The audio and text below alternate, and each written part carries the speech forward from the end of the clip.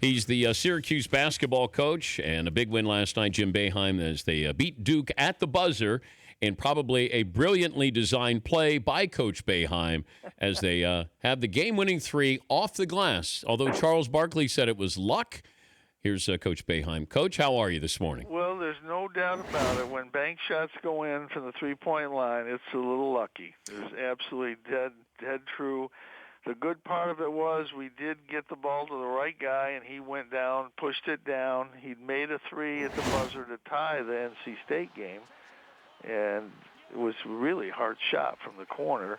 And this game, he got a good shot. There was three guys on him. It wasn't like they just let him come down and shoot. And no question, when you bank it in, it's luck.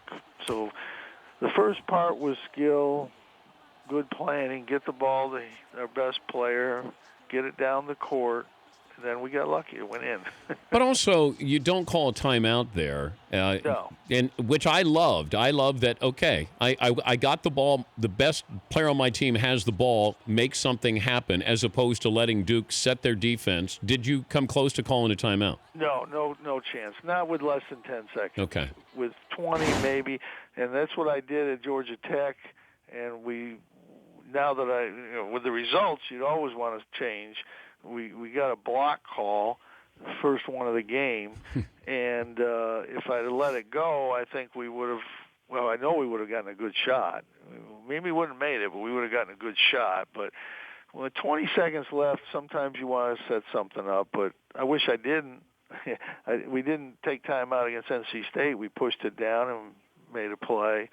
So you never know. But with less than 10 seconds, we try to go and get the best shot we can with our point guard having the ball. Do you say anything? Did you even say anything to Coach K? Could you find him after the fans stormed the court? He came through. We're such good friends that, he's the only guy. We couldn't get in the line, but he came over, and we had talked, and we talked between my press conference and his, and it was a great game, and we did get a little lucky. But as I told him, I said we needed this one a little bit more than you did. Yeah, it's true.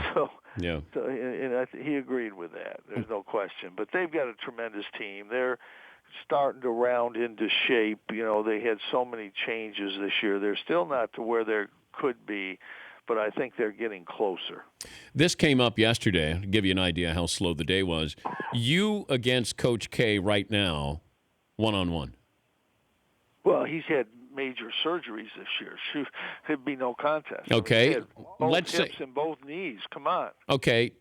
Let's say 40 years ago. He was a good player, but it had been a good matchup. I think I could have got him, but we won't. I know I can beat him on the golf course because he doesn't go out there. Did your wife tell you I texted her last night? Yes, and she was very happy. She thought you were upset with her, and after you did us such a great favor coming here and doing our gala, I didn't want that to continue. So if we owe you one, we will pay you back someday. But I'll tell you one thing about you guys, especially your show. Now that Trump's on all these, I can't watch. You can't watch political anymore. I mean, you just can't watch it. So your ratings should be up. So because of Donald Trump, you're now watching our shows, whereas before you didn't? I used to try to watch the educational type things, but now it's becomes such a circus. I have to watch your show, which is sometimes a circus, but not always. I have a better season than you're having. Let's just put it that way, Coach. There's no doubt about it. You haven't lost any yet that I know of. So I've lost a whole lot of games, but we're trying to get back on track. We do have a good team. It took us a while. We have 4 first-year players and a sophomore starting, so it's taken a while. But I think we are a pretty good basketball team now, and we just have to keep playing, getting better, and we'll see what happens at the end of the year. There's a lot of pretty good teams out there, and any one of them could make a run. The top 20 teams could make a run for the national championship, and the teams right behind them could make a run to get to the Sweet 16 or Final Four.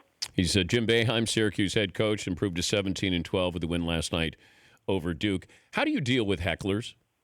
Yeah, I try to walk right through it, not to even listen or acknowledge it. It's hard to do. It's hard to sometimes. but you just do. You just kind of get walking, and you just don't look up. The best line I ever got, I have to tell you this. I'm in Cincinnati, and we win the game, and it's a tough game. We win at the end. And it was the year after I got into the Hall of Fame, and I'm walking out, and there was a big Cincinnati guy standing there, and he says, hey, Boeheim, you're in the Hall of Fame, but you're probably the worst in the Hall of Fame. And I looked at him. I said, thanks. Yeah, yeah. I mean, if you're going to be bad, at least be bad in the Hall of Fame. Yeah, I mean, he may be right. I may be one of the last ones in, but if you're in, you're in. That's all that matters. Did you see you probably didn't see this, but Pacino was ready to go after a fan last night? Yeah, I did. I know the guy said something real bad. And, I mean, you're on edge, and you just try to keep walking. But, hey, it's easy to sit here in the morning and say you should just keep walking. Yeah. But when you're right there in that moment and the guy gets in your face and says something, it's human nature sometimes. You just react to it. You reacted to a column written by Pete Thamel recently. You went off on this. Well, I didn't. No, come on. I just said that I didn't go off. I said there was the only accurate part of that column was that my name was spelled right. Okay. Now, you can interpret that the way you would like to, but it just was speculation about knowing people that I'm going to fight when I retire, and none of that's true. I mean, it's just not true, and nobody could have told him that. Now he can have that opinion he may in his mind. But you can't then say gathered from people near him because nobody near me has ever heard me talk about that, and I haven't. I think it's best for our program to coach and just coach day to day, and I've been doing that for the last 10 years. I mean, I could have retired 10 years ago, and it wouldn't have shocked me. But is your retirement etched in stone? I don't know what's etched in stone these days. I really don't. There's a plan in place, and we're going to see what happens. But basically, right now, I mean, I might be done this year. Mm-hmm. You just don't know. You just have to wait until the season's over. And it's like some days when you have a bad week at your show, you think about like going fishing, don't you, or something? Well, I'll let you know when I have that bad week, but I haven't had that in my career yet, Coach. You haven't had one yet? Not even one, huh? Not a bad week. Oh, really? A day? I've had a bad day. Yeah, okay. Well, sometimes even on a bad day you might think that way. But then again, what would you do? I'd probably teach people how to shoot around the country. I'd help out the kids is what I'd do, Coach. I know you would. I'm not sure how much help it would be, but it would. I don't know. I think earlier in the year I could have helped your team a little bit. Because you can shoot doesn't mean you can teach other people how to shoot. Remember that. Oh, I know. It's like, could Tiger Woods teach how to play golf? Yeah. He might not be able to teach, or John McEnroe teach how to play tennis. I understand that, but yeah. I'm dedicating my life, sort of the Mother Teresa of jump shots, that I'm just going to give back to the community when I'm all done with this. Well, hopefully you'll last a long time and you won't mess up any young kids coming up. If you need help, Coach, I'm here, but not for the banquet, okay? I need help for lots of things. Congrats on the win. Good luck in the coming weeks here.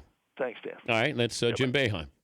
I texted his wife last night, and it was 8:37, and I texted her. I said, "You're going to win." I think it was 9.5 minutes to go. I said, "You're going to win." Don't hear from her. Game ends. Don't hear from her. Go to bed. Wake up this morning at 1:40 in the morning. I get the "you should be a fortune teller," and then had all these emojis on it.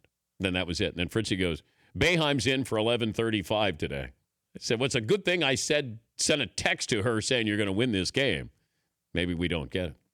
The Dan Patrick Show, weekday mornings on Audience.